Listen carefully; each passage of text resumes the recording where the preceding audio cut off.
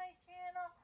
I'm just a girl who likes reading romance, fantasy romance, paranormal romance, any kind of genre of romance in general. And I also happen to have cerebral palsy, and it would mean the world to me if you would subscribe to my channel. I post new videos every Monday, Wednesday, and Friday. Today's video is going to be my July end of the month wrap up. I'm going to talk about books that I read in the second half of July. If you're curious to know what I read in the first half of the month, I'll leave my mid-month wrap up link down below in the description box. The first 5 books I'm just going to go over fairly quickly because I did a video on them and they were all fantasy romance and I gave them all 4 or 5 stars. The Wolf King, 4 stars. The Night Prince, I gave 5 stars. The Windweaver by Julie Johnson. This book has a really cool heroine that it does elemental magic. I love elemental magic. 4.5 stars. A Kingdom of Shadow and Ash. I read this book because of my friend April and Carrie really liked this book, so I decided to read it too, and I'm glad I gave it a shot because I really liked it. Terror at the Gates by Scarlett St. Clair. I gave a 5 stars. The Sun and Her Burn by Gianna Darling. It is book 2 in the Impossible Universe trilogy. I cannot say too much about The Sun and Her Burn because if you haven't read The Moon and His Tides, it will spoil it. What I can say is this book, The Sun and Her Burn, takes place 10 years after the events of The Moon and His Tides, and there is a heroine switch up. The heroine in book 1 was Savannah, and then the heroine for this book is Lena Kai, who was a side character in The Moon and His Tide, and now she is the heroine of this book. And all I can say is the cliffhanger for book 2, The Sun and Her Burn, also broke my heart like the cliffhanger in book 1, The Moon and His Tides. And I cannot wait for the conclusion of this trilogy so Gianna Darling can unbreak my heart. Reclaimed. It's a second chance shifter romance. The hero is a dragon shifter. The heroine is a human. They were in a relationship. She gets pregnant and something happens where she leaves town and never comes back. But then years later, she has to go back to the small town because her son is a dragon shifter and he needs his father to help him successfully shift for the first time into his dragon. And I give this book 4 stars. It was enjoyable. I just thought it was 800 pages. That's way too long for a small town shifter romance. This book didn't need to be that long, but I enjoyed it. If you've seen my mid-month wrap-up, you would know that I read Distorted, and then I continued on with the series. If you don't know what the series is about, it's an dark romance series that takes place in a prison called Joyless, and it's an MMF romance between the three, three people that works in the prison as prison guards. That book 4 stars. Brainwashed. Now this book was really interesting. The one guy is a serial killer, and the other hero is his psychologist, and they fall in love despite being on two different sides of the spectrum. He's like a respected psychologist, and he is a serial killer. But the psychologist is fascinated that he is a serial killer, and they get into the psychology session, really getting into how he became a serial killer, and the psychologist knows that he is a bad person because he killed people, but he loves the serial killer regardless.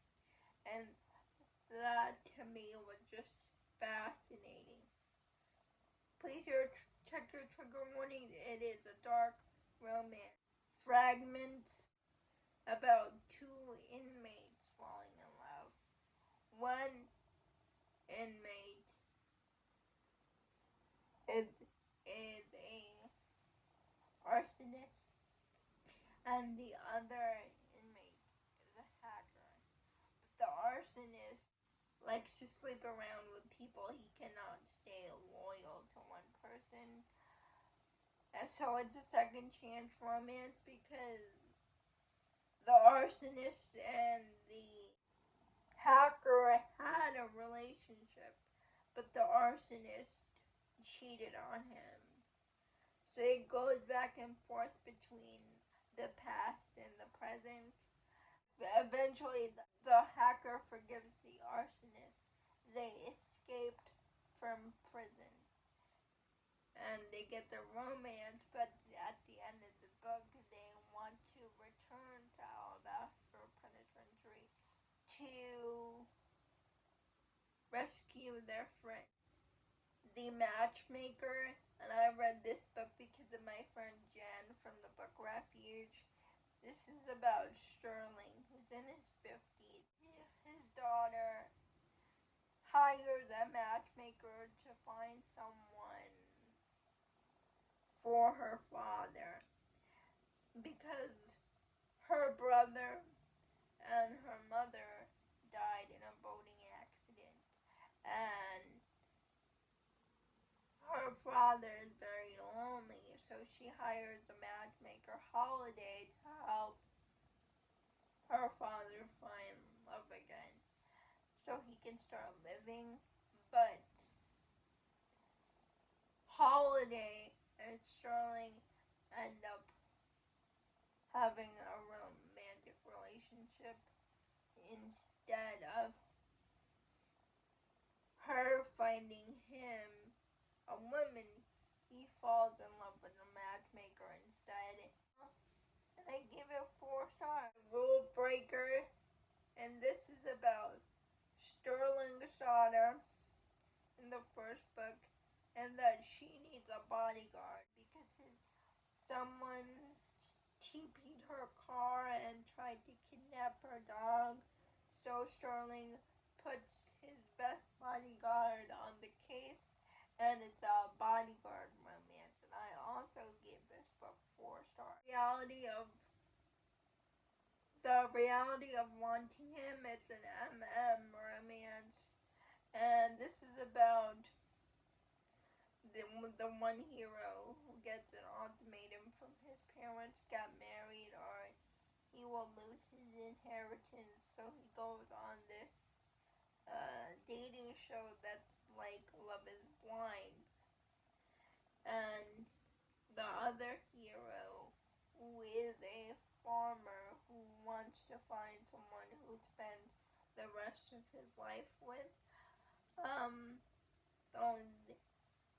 They connect each other through the matching, but the one hero thought he was talking to a girl.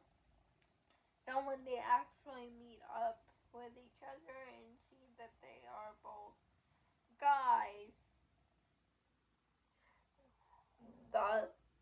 it's a by awakening for the one hero because he really wants to explore what he's feeling towards the farmer guy. And this book was just very sweet. I gave this book 5 stars.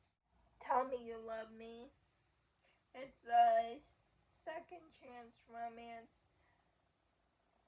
between the hero and the heroine, who were high school sweethearts. But the heroine left in high school, and the hero never knew why she left. She comes back to town with her son, comes face to face with the hero. The hero wants to know why he just up and left him for no reason, and the heroine doesn't want to tell him why she left him in the first place. But when you find out why the heroine had to leave the hero, oh, it was so heartbreaking, and I completely understood why the heroine thought she had to leave. I gave this book 4 stars. The Meaning of You by J. Hogan. It's an MM romance. It's a later in life romance. Both the heroes are in their 50s. They are in a hospital. They meet each other in the hospital because the one hero's husband dies, and the other hero is visiting his aunt, and they become friends. And the widower really wants to find out why his husband died the way he did, because he suspects like something nefarious. And so while he's trying to figure out what really happened the night of his husband's murder, he's also getting close to the other hero, and the other hero tries to help him figure out what really happened to his husband, while also falling in love with the widower.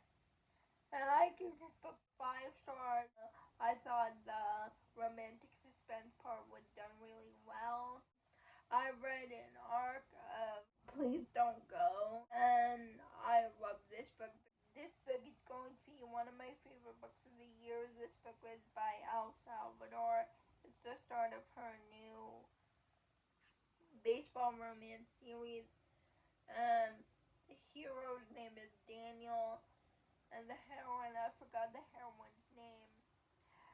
And I just loved how they connected with each other because they both lost someone important to them, and they're both dealing with the outcome of their situations, and they're both not okay, but they're there for each other through the darkness. Like when the heroine's in a dark place, the hero pulls her out of it, and when the hero is in a dark place, the heroine pulls him out of it.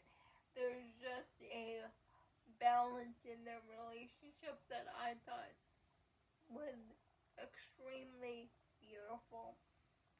I just love these two so much. These two deserve the world. Into the Darkness by B. Taylor. I was gifted the audiobook, and I really liked it. It's a mafia romance set in college to rival families. The hero and the heroine has a Romeo and Juliet situation. Please check your trigger warnings. The hero does commit suicide at the end, but I knew that going in. because I read the trigger warning, then you had to know that if you were going to sign up with the audiobook. But just because I knew what the situation was with the hero did not mean it didn't hit me, because that situation where he took his own life, that was really a really sad situation, really emotional, and I thought Oscar Reyes did that scene justice. I will always remember the hero Asher, and if you read the author's note about this book, it's because she went through a similar situation with someone close to her life, so it was a real life experience for the author, and I won't forget about Ash, and his story needed to be told. Those are all the books that I read in the second half of July.